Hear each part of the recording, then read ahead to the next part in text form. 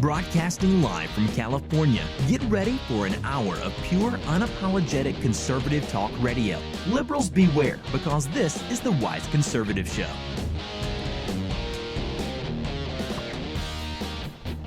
Good afternoon and welcome to the Wise Conservative Show.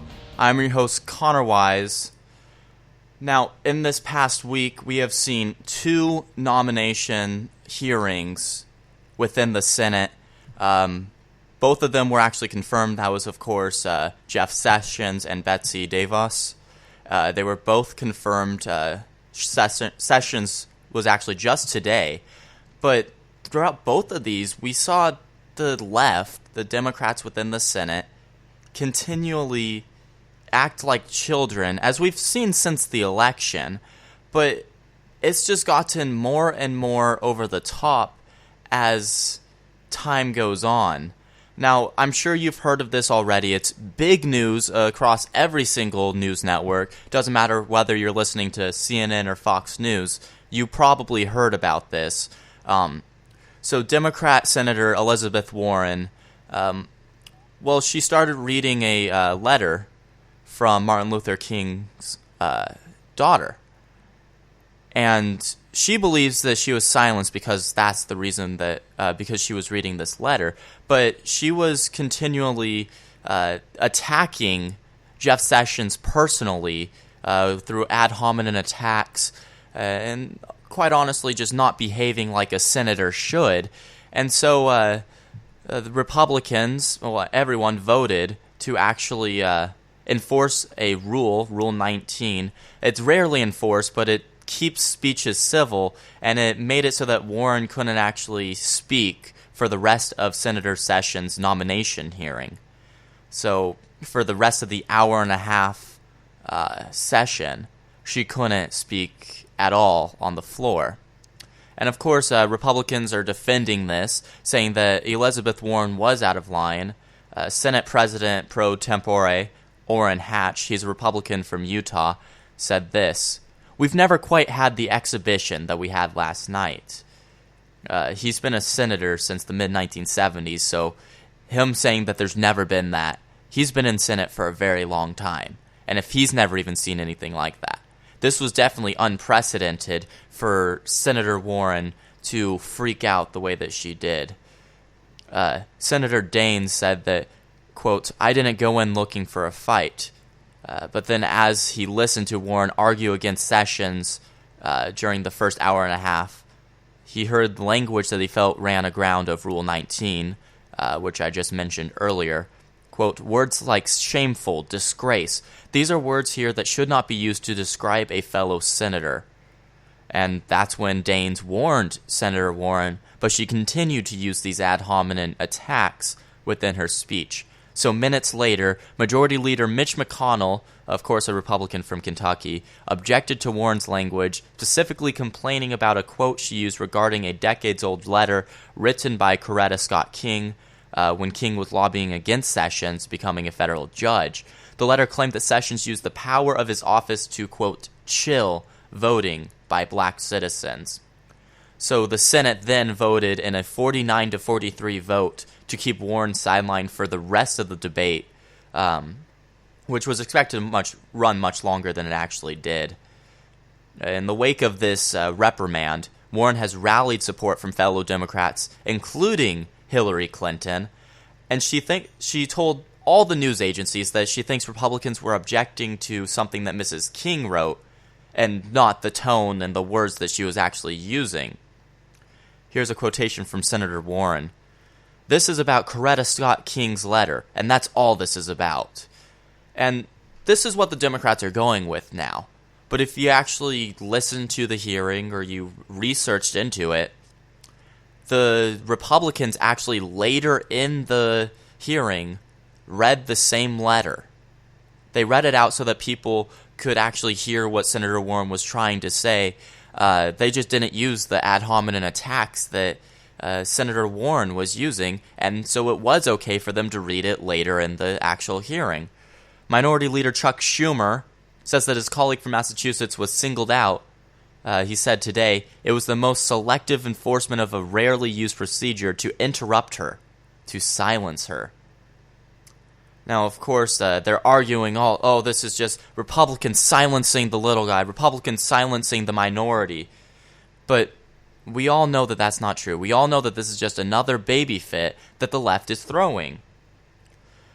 Here's another quotation from Senator Hatch. They hate Trump, and I think that's a fair word because you ought to hear them behind the scenes. And they're not going to be of any assistance to this president. And that's exactly true. This is what I've been saying since even November 8th. They have done everything in their power to create chaos anywhere that Donald Trump is involved. It doesn't matter what the actual event is. They have done everything in their power to create chaos around it.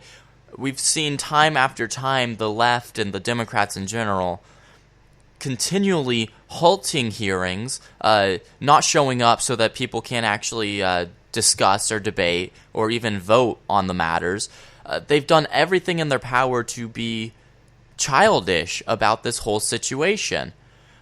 When President Obama was the president and we had a minority within Senate and the House, so when Obama first took office, the first 2 years of his office, he had both the House and the Senate. We didn't throw baby fits like this. In fact, President Obama had a average speedy nomination time. He was about average with the rest of the presidents in history. But we've seen time after time the Democrats within the Senate obstructing this process that has to happen. And it's not going to help at all. We already know that Republicans have enough of a majority, 52 to 52 people, so they do have a majority. We have enough people so that we can confirm all of the nominees that Trump puts up there. And that's a fact. But the left doesn't want to accept that. The left doesn't want to accept Donald Trump's nominees because they're not liberal enough. It's funny how when a Republican takes office, they're not nominating liberal cabinet members. But the left freaks out about that because for the past 8 years they've had liberals and they think that they should still have that. They think that they should still get their way. And it's kind of sad that we have these representatives, such as Senator Warren, such as Chuck Schumer, these people who should be representing the people, but continually don't represent the people.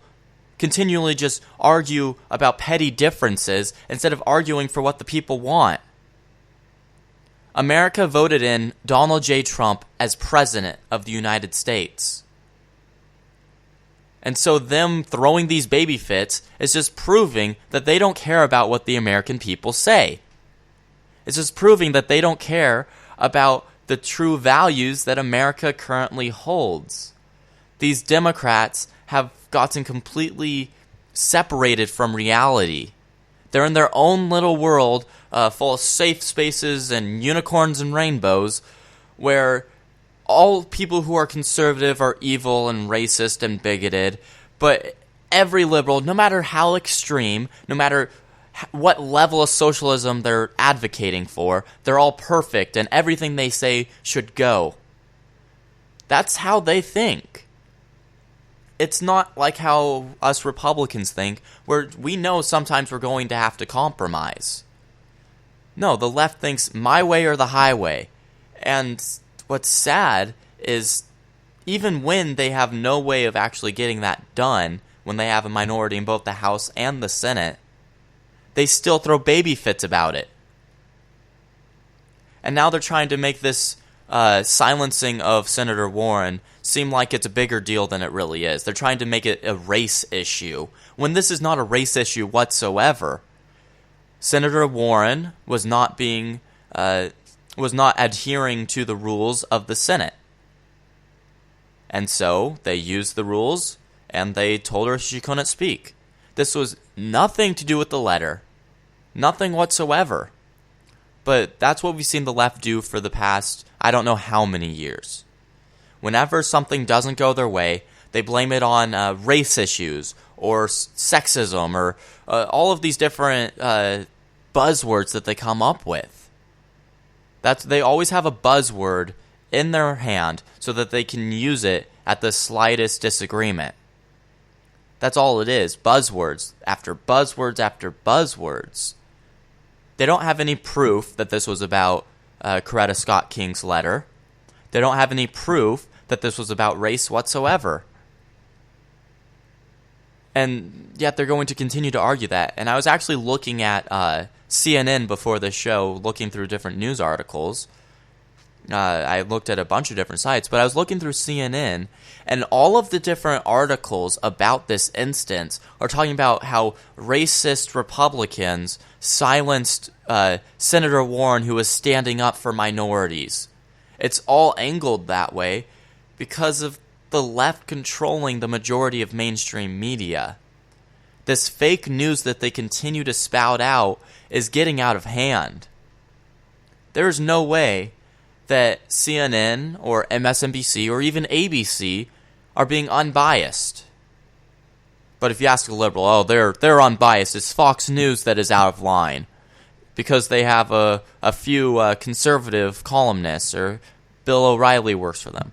Honestly, and this isn't just me saying this because I'm a conservative, if you actually look at what goes on the different channels, Fox News is way more balanced than any other mainstream media network. Yeah, they do have some conservative shows such as Bill O'Reilly, but they also have on liberals every single segment. There's always a debate between the right and the left on Fox News. You get both sides of the table. You don't get that on CNN. You don't get that on MSNBC. You don't even get that on ABC. None of these channels actually have both sides of the table. But on Fox News, you do. So, I mean, this whole notion that all conservatives, they only listen to Fox News, which is fake news according to them. They're all racist. They're all bigoted. These are all just buzzwords that the left is going to continue to use, that Senator Warren and Chuck Schumer are going to continue to use, because they believe that that's going to help them. They believe that throwing baby fits is somehow going to help them. Now, just today, House Democrats vowed to oppose President Trump at essentially every turn. They were at their annual retreat, and they used it to plot ways to keep public pressure on Republicans, despite actually having any power on Capitol Hill. With GOP lawmakers already facing constituent backlash over the Obamacare issue, some people are angry because they don't actually have a plan already, and they're starting to repeal Obamacare. So Democrats acknowledge that grassroots efforts like engaging and organizing voters are going to be essential to their opposition to such as the Obamacare repeal. California Representative Linda Sanchez said this: "I think that's the most powerful tool the Democrats have." She's the vice chairwoman of the House Democrats caucus. And this annual retreat that they were at today, was held in Baltimore. New Jersey Representative Frank Pallone said, quote, "We're going to keep stoking the fires." Now, and this perfectly sums up the Democrats right now. They don't actually have a reason to do any of this. They're not naming any reasons in these quotations or in any of the interviews. They just want to create opposition. They just want to create these arguments that, quite honestly, shouldn't even be discussed. They want to, as in this representative's own words, they want to stoke the fires so that Donald Trump seems like he's a worse president than he actually is. So that the Republicans in general seem worse than they actually are. But they don't actually have an end game here. They don't have any reason to be doing this, besides for the fact that they are being sore losers. Now, of course, the Obamacare debate is heating up more than ever, and soon GOP senators and representatives are going to be actually proposing their health care plans. But this past weekend, California Representative Tom McClintock had to be escorted by police from a town hall event because protesters were upset about losing Obamacare, and they were shouting at him, quote, "Shame on you." We've seen this time after time with the left. Anytime someone does something they don't like, they scream, "Shame on you." And also another instance of stuff like this, GOP Representative Gus Balakrius, he faced a similar situation in Florida, which resulted in House Republicans on Tuesday discussing how to protect themselves and staffers, because these people are potentially dangerous.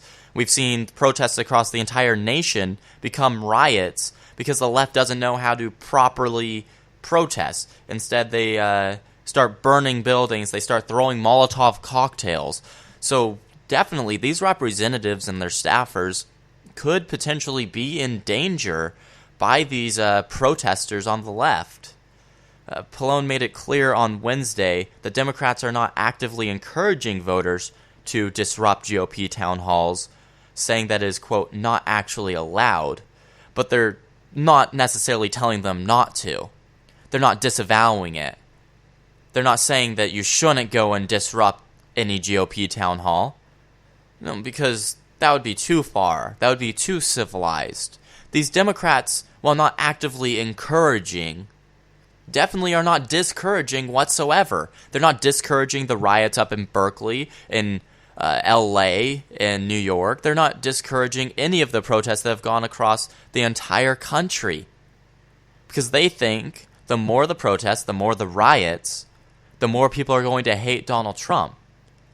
But in reality, the more there's these protests, these riots, these baby fits, the more the people actually hate Democrats and the left in general. Because they're just showing their true selves at every corner since Donald Trump has been elected. They're showing that they are babies, essentially. They're snowflakes. Anything that happens that doesn't go their way, they melt. They get triggered. And it continues to happen. They're just showing what kinds of people they truly are. And, of course, Democrats aren't going to actively encourage these protests, but they are definitely not discouraging anyone from going to these riots or to these protests. Just today, Democrats acknowledged the challenge of dealing with a Republican in the White House and a GOP-controlled House and Senate, but they insisted that they are far from actually demoralized from this whole situation. Caucus Chairman Joe Crowley of New York said this: "These conferences are an opportunity to come together as a party and chart a united path forward. The fight before us is tough. It is a difficult one, but a fight worth having." But it's not really a fight worth having for the Democrats. There shouldn't even be a fight here. They're complaining that a politician is finally keeping his word of all the promises that he made while he was on the campaign trail. That's essentially what's happening here, folks. Donald Trump is one of the first politicians to actually keep his promises. And Washington can't have that, so the left is exploding. He finally kept his promises. He's going to be building a border wall. He's repealing Obamacare. He's temporarily banning the refugee programs. All of these things that he promised throughout the campaign cycle, the election cycle, he is actually putting into law here, or into action. And the left can't have that. Now, of course, Nancy Pelosi, she was at this retreat, and she reiterated her normal attack lines that honestly mean nothing, such as, quote, "make America sick again." That's one of them that they love to say about repealing Obamacare. Of course, she offered little optimism about any bipartisan compromise because, why would they compromise? And again, Pelosi pressed Donald Trump to release his tax returns. Yes, they're still stuck on those tax returns. And to send Congress a budget bill. And to come clean on his connection to Russian President Vladimir Putin.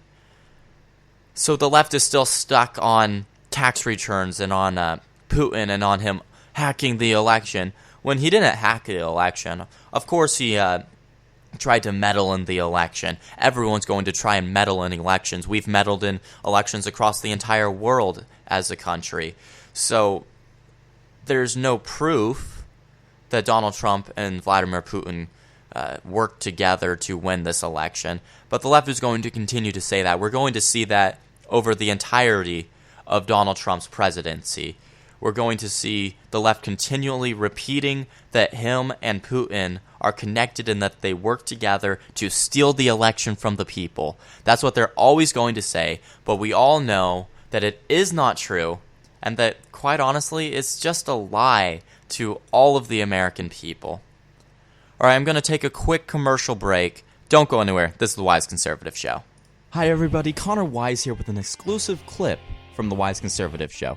Don't go anywhere. I'll be right back. And every time that these universities take up this new social change that they're trying to promote, every time they take that up, they are taking away from that education instead.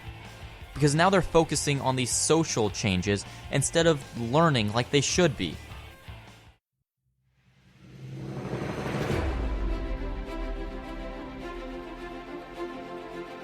You and I have a rendezvous with destiny. We will preserve for our children this, the last best hope of man on earth, or we will sentence them to take the first step into 1,000 years of darkness.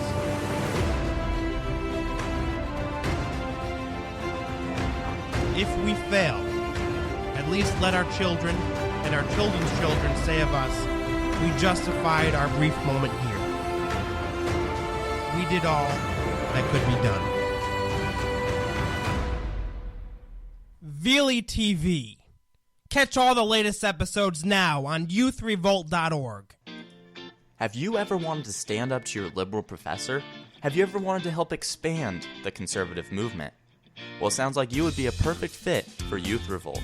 Youth Revolt is a team of dedicated young conservatives fighting liberal indoctrination within our school system. If you're interested in being a part of this team by being a columnist or even hosting your own radio show, go ahead and click the Join Now tab at the top of youthrevolt.org. You'll be asked to answer a few questions, and a Youth Revolt team member will respond to you quickly. Be a part of something bigger than you. Be a part of Youth Revolt. Speak without fear.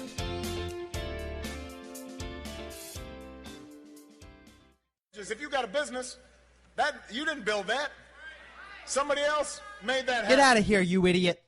Sorry about that, folks. Jason Veely here, host of the Jason Veely program. I'm a 22-year-old conservative who is fired up and ticked off at the direction the progressive left have taken this country. Join me every weeknight at 7 o'clock as we promote liberty, advance conservative principle, and work to restore the Constitution of the United States. I can get loud and I can get passionate. How can we afford not to when so much is on the line? Tune in to the Jason Veely program, live every weeknight at 7 o'clock p.m. Eastern Time on youthrevolt.org. I'll see you out on the battlefield.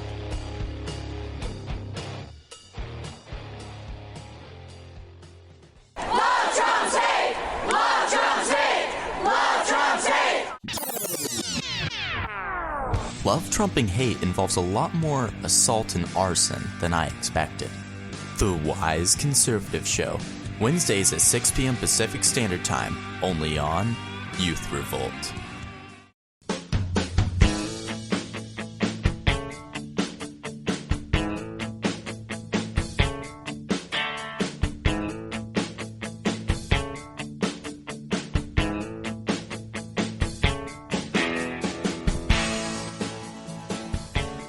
Welcome back to the Wise Conservative Show. Once again, I'm your host, Connor Wise. Now, as I talked about the entire first segment, and as we will continue to talk about for a very long time, because it's going to continue for a while now, the Democrats have done everything in their power to slow down the confirmation process for Donald Trump's cabinet. In fact, Donald Trump he's at a huge disadvantage because this cabinet process is one of the slowest in history. As of Wednesday, so as of today, Donald Trump is still waiting on the confirmation for 10 out of his 15 nominees. Now, let's compare this to past presidents. By this time in 2001, George W. Bush had his entire cabinet already confirmed. And of course, with Barack Obama in 2009, he was just 3 short of a full cabinet. Now, Senate Republican leaders asserted this week that based on numbers provided from the Partnership for Public Service, Plumbook, and from Congress.gov, that Trump has the fewest cabinet secretaries confirmed at this point of any incoming president since George Washington. Now, of course, Donald Trump, he nominated all of his picks before he even took office on the 20th, and they began the hearings on them before then, but they haven't actually began the voting on so many of them. Here's a tweet that Donald Trump actually sent out last night. It is a disgrace that my full cabinet is still not in place, the longest such delay in the history of our country. Obstruction by Democrats. And that's exactly what this is. This is obstruction by the left. And this, of course, he sent out this tweet as the Senate prepared to vote on Jeff Sessions, which they did today. And Trump is definitely right that this is historic in the delays that he's facing. He's also expected, though, to fill nearly 1,000 agency positions that require Senate confirmation very soon, honestly.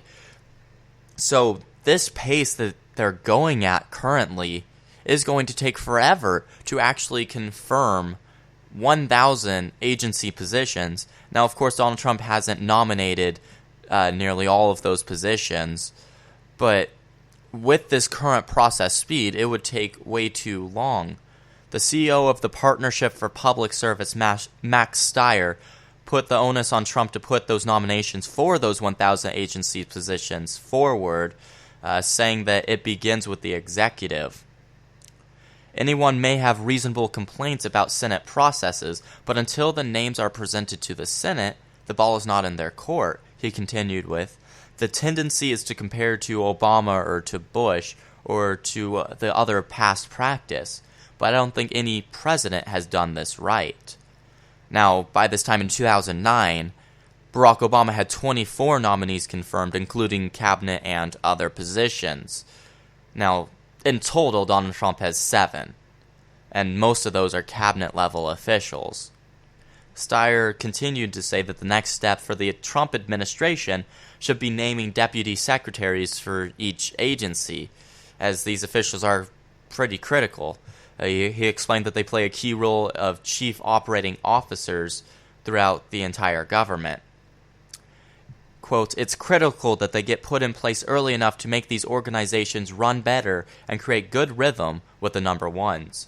If you think about this from the perspective of running an important organization or business, the idea that it could take over a year to fill key leadership spots is ridiculous. Now, this is him saying that Donald Trump is going too slow in actually nominating these agency posts, but in actually naming these posts, Donald Trump is on track with his predecessors. As of Wednesday, Trump has named 3 Deputy Secretaries of Commerce, of Homeland Security, and a Deputy Attorney General for the Justice Department. At the same time, in Obama's presidency, he had only named 3 deputies.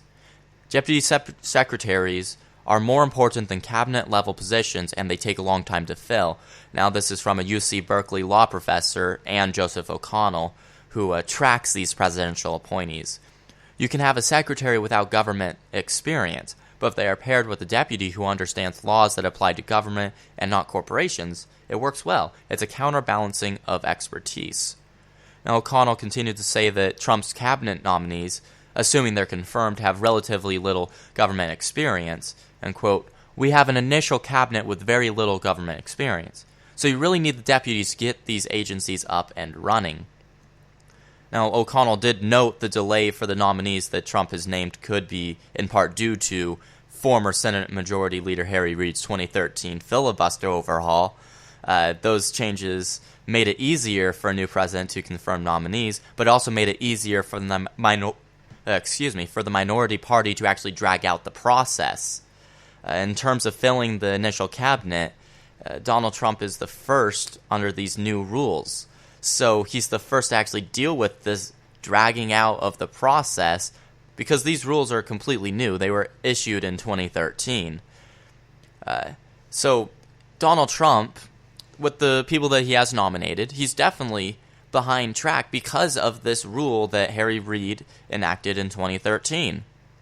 He's definitely behind because they won't actually confirm these people. They won't allow the Senate to actually vote on these people. And then in terms of complaining about him not nominating these deputies for the different agencies, that is just it's another leftist argument that isn't true. He's right on track. He's not behind on that. The only thing that is behind in this current administration is the Democrats halting all of these different nominations. So we can see that this isn't Donald Trump's fault, as the left will continue to say, but rather the Democrats' fault, because they're not allowing Donald Trump to actually continue. Now, just yesterday, Chuck Schumer said that Trump had nominated, quote, about the worst cabinet he had ever seen. Now, we all know the Democrats can't really block his nominees. However, a series of votes is scheduled over the next week, and they are planning to halt or to delay these actual votes so that Donald Trump's, quote, worst cabinet doesn't actually get nominated as quickly, so that it just hurts the country and the government more and more, and delays the inevitable. Now, by the end of April 2009, Obama's full cabinet was confirmed. Now, this includes all of the agency posts, over 1,000 posts for the agencies. And right now, it's kind of seeming like Donald Trump isn't going to keep up with that pace because of the Democrats. If they continue these childish protests, there's no way that he is going to keep up with that pace. Well, he will, but the Senate won't actually be able to keep up with that pace. Now, just today, the White House moved to counter critics who claimed that President Trump's travel ban goes too far, and they actually circulated a list of terror cases involving suspects who came from those 7 countries in question. The list gave 24 examples of refugees and other immigrants from Somalia, Sudan, Iraq, Iran, Yemen, Syria, and Libya who have been arrested on terror-related charges, and most of those people have actually been convicted. Those 7 mostly Muslim countries were singled out in this executive order, which has been halted due to a Seattle district judge who believes that there weren't any arrests post 9/11 from these 7 countries. He, of course, is mistaken on that, and that's why the White House is actually releasing this list of these 24 examples. Now, the judge, Robart, halted the rollout of this executive order, and is now before the San Francisco-based Ninth Circuit Court of Appeals, where the DOJ lawyers are arguing for the restoration of this executive order.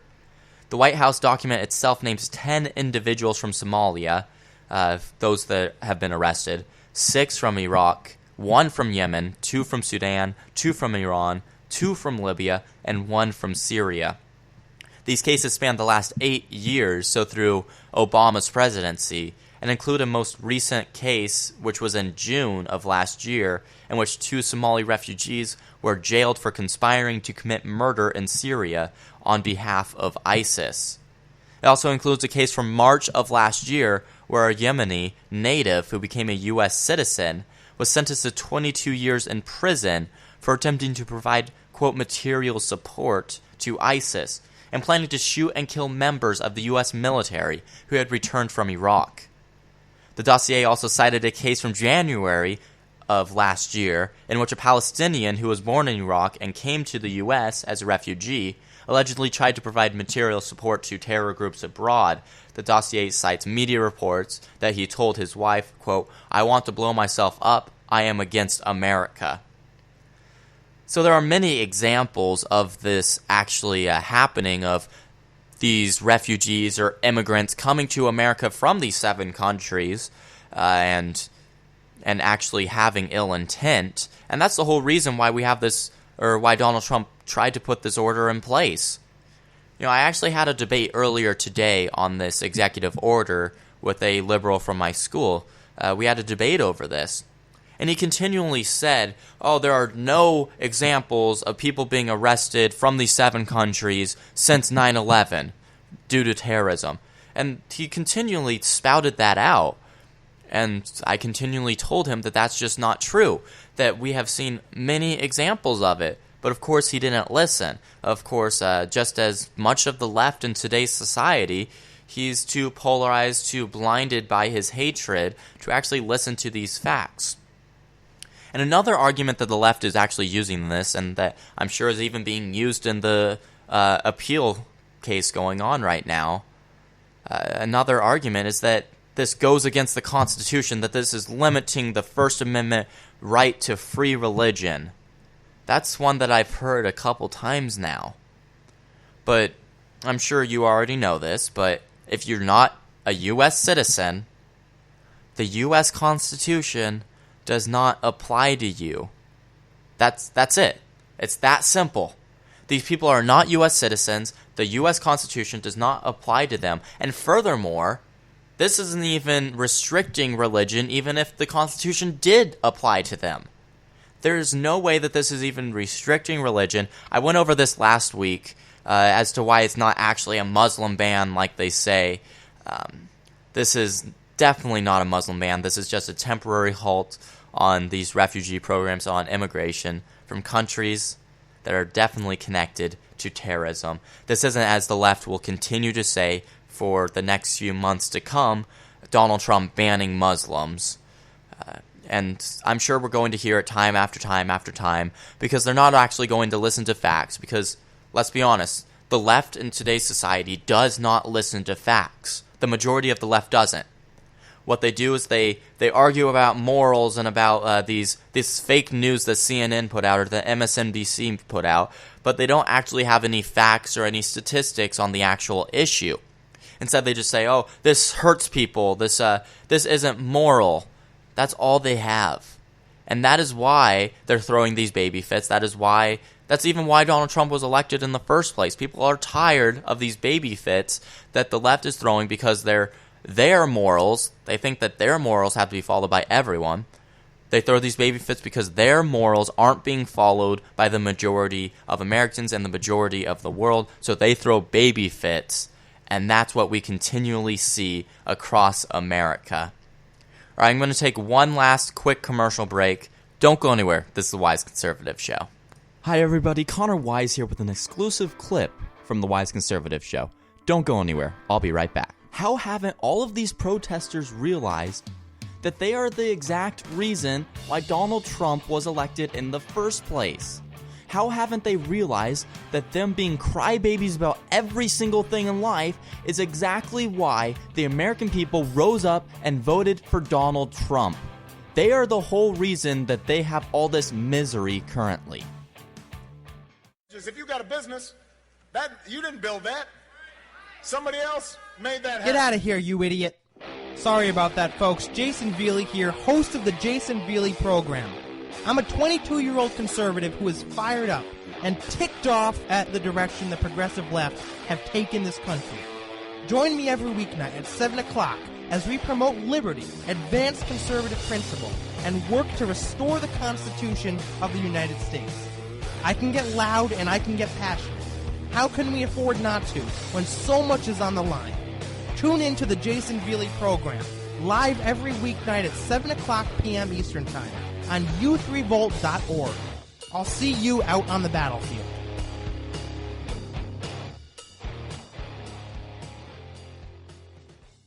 Hi, everybody. Connor Wise here with an exclusive clip from the Wise Conservative Show. Don't go anywhere. I'll be right back. And every time that these universities take up this new social change that they're trying to promote, every time they take that up, they are taking away from that education instead. Because now they're focusing on these social changes instead of learning like they should be. Calling all young conservatives. Have you ever wanted to write for an online publication? What about host your own conservative radio program? Now you can, thanks to youthrevolt.org. Youth Revolt is a conservative media network for young people, the goal of which is to educate our fellow Americans and also to expose the left-wing indoctrination that goes on in classrooms across the country. Become part of a team that is dedicated to taking the country back, one radio program or opinion column at a time. If you're interested, go to youthrevolt.org and click on Join Us on the top of the page. Fill out our brief questionnaire, and one of our representatives will be in touch with you in no time at all. The time to reclaim our future is now. Be a part of something that's bigger than yourself. and join the movement today. Youth Revolt. Speak without fear.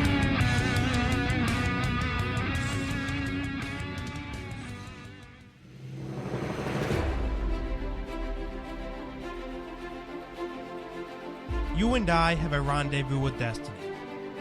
We will preserve for our children this, the last best hope of man on earth, or we will sentence them to take the first step into 1,000 years of darkness.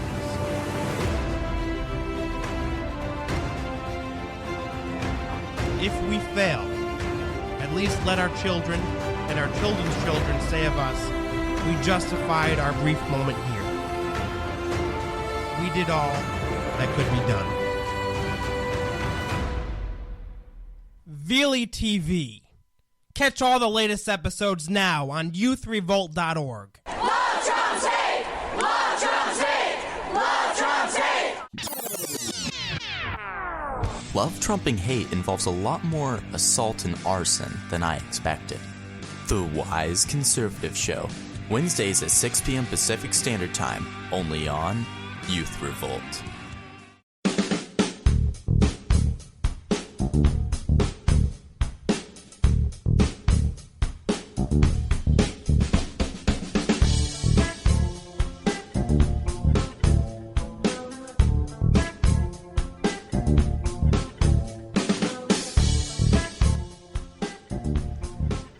Welcome back to the Wise Conservative Show. Once again, I am your host, Connor Wise.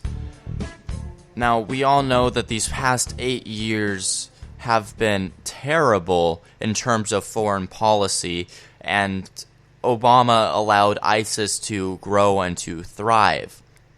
Well, now the U.S. and the European terror forecast for 2017, quote, looks alarming. Now, this is in part because of increased pressure on ISIS and other terror groups on their home turf, according to a monthly assessment by House lawmakers. The House Homeland Security Committee's February Terror Threat Snapshot report cited 2 homegrown terror attacks in January, and officials predicted efforts to crush foreign terror groups, while awesome and good for our actual foreign policy, this could actually spur more attacks on American soil. At this rate, the forecast for 2017 looks alarming, the report says, citing an unprecedented spike in the homegrown terror threat, primarily driven by the rise of ISIS. Officials predicted necessary efforts to crush foreign terror groups could actually spur more attacks on Western soil. Coming attacks in the U.S. and Europe could be carried out by so-called lone wolves that we've seen time after time, and of course, as well as homegrown terrorists who return from fighting in places such as Iraq, Syria, and Somalia. House Homeland Security Committee Chairman Michael McCaul, a Republican from Texas, said this: I am very encouraged that the Trump administration is preparing to put greater pressure on jihadists and their safe havens throughout the world. But as they do, we can expect to see militants returning to the West to build new networks and to plot more deadly operations. The report compiled by the committee's Republican majority staff is based on information gleaned from media reports, publicly available government data, and documents and non-governmental assessments. Since the beginning of 2016, there have been plots or attacks by 39 homegrown jihadists across 19 states, the states of Arizona, California, Colorado, Florida, Indiana, Kentucky, Maryland, Minnesota, Michigan, Missouri, North Carolina, New Jersey, New York, Ohio, Pennsylvania, Texas, Virginia, Washington, and Wisconsin. All 19 of those states have had homegrown jihadists having plots or attacks actually occur. Now, 2 instances occurred on American soil just last month. The attack at Fort Lauderdale Hollywood International Airport, carried out in the first week of 2017 by Esteban Santiago. He was reportedly radicalized by ISIS videos. And, of course, the January 31st murder of a Denver Regional Transportation District contract security officer. This was by a suspect carrying jihadist material in his backpack. The report also cites numerous incidents in Europe, the Middle East, and of course in Africa. Despite President Trump's vow to take a hard line against radical Islamic terrorism, the West and and the U.S. in general could actually have a more deadly future in terms of terror. Unfortunately, over the past 8 years of the Obama administration, the ideological countermeasures were removed, and therefore, the level of radicalization peaked to the levels acknowledged in this report. This is from a Fox News contributor, Walid Fares, who advised President Trump on foreign policy throughout the campaign. He continued, "More jihadis mean more potential attacks. This is what we are facing now." Now, of course, there are definitely more jihadists across the world than there was ever expected at the beginning of President Obama's presidency. The past 8 years, terrorism within the Middle East and across the entire world has thrived, has prospered, has increased exponentially. ISIS is within 32 countries across the entire globe. And of course, they are going to continue to commit jihad against America and against our allies within Europe, and of course against our allies in the Middle East. ISIS is committed into taking action against the free world, and of course our actions against them are going to cause more attacks in America and in Europe, but we're also going to be taking care of ISIS, getting rid of them, so it won't continue for as long. This is something that we should have taken care of back when ISIS was a JV team, like Obama referenced back in 2012 or in 2013. We should have taken care of ISIS back then. But now that President Obama, or former President Obama, allowed them to thrive and to prosper, we have to take desperate measures. We have to finally take care of this Islamic jihadism that is going on across the entire globe.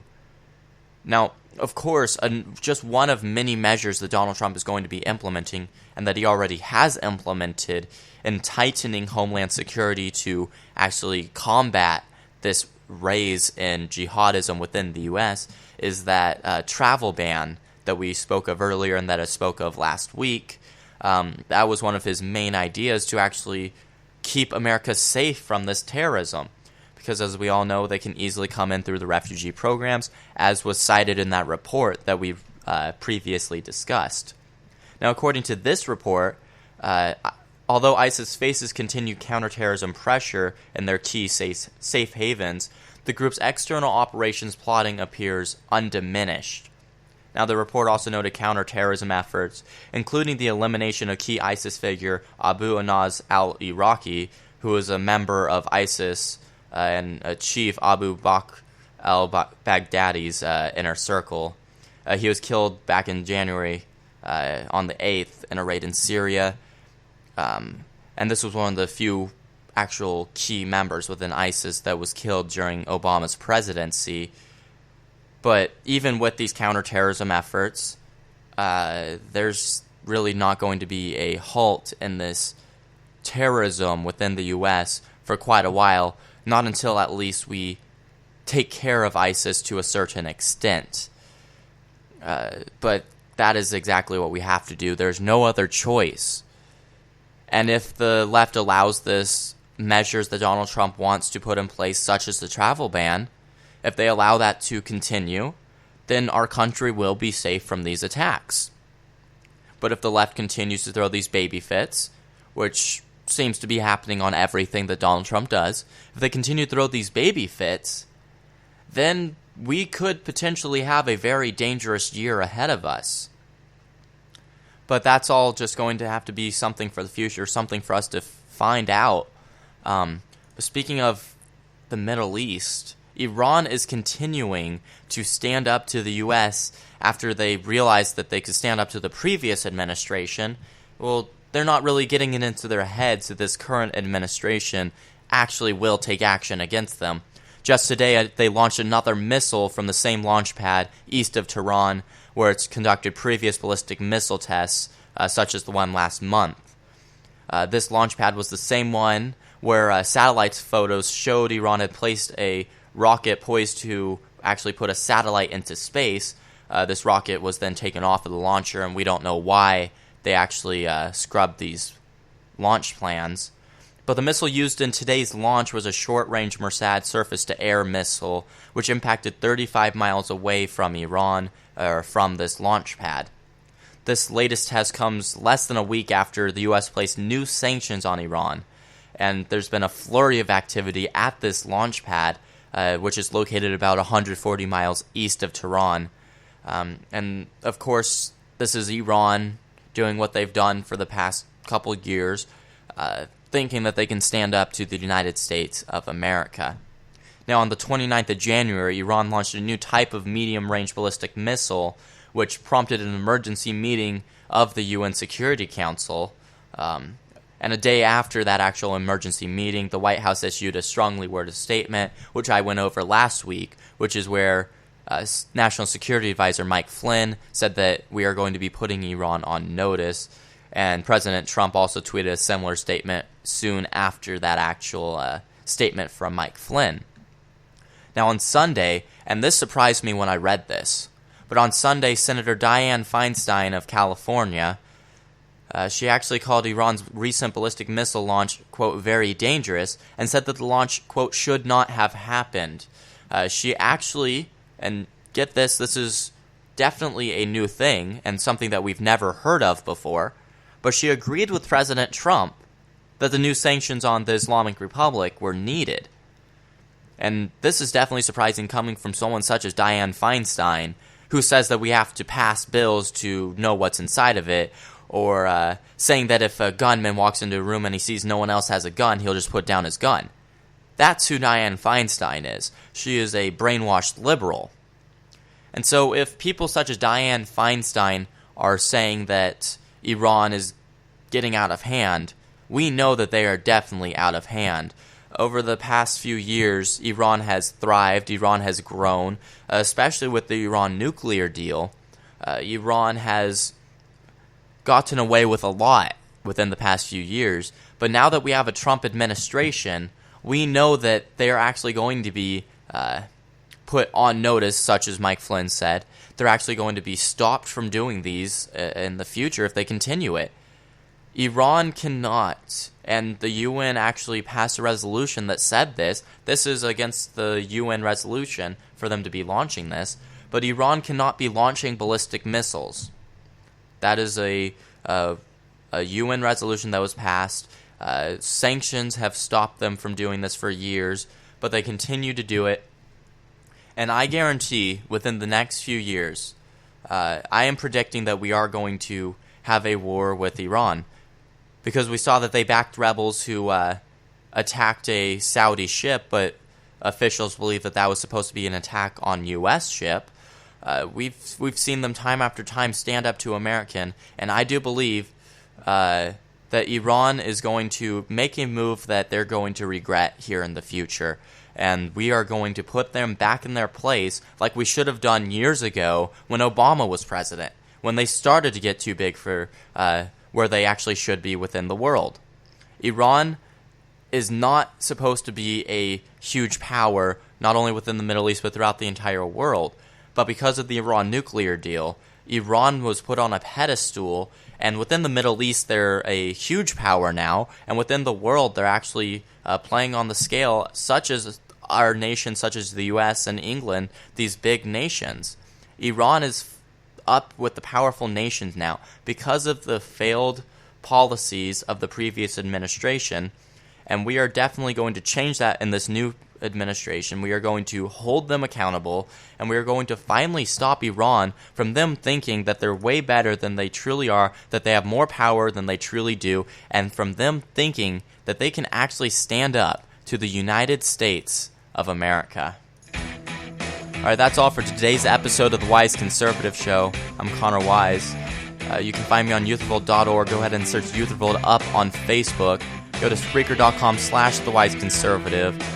On Instagram, I'm at @the_wise_conservative. I'd like to thank you once again for tuning in, and as always, God bless.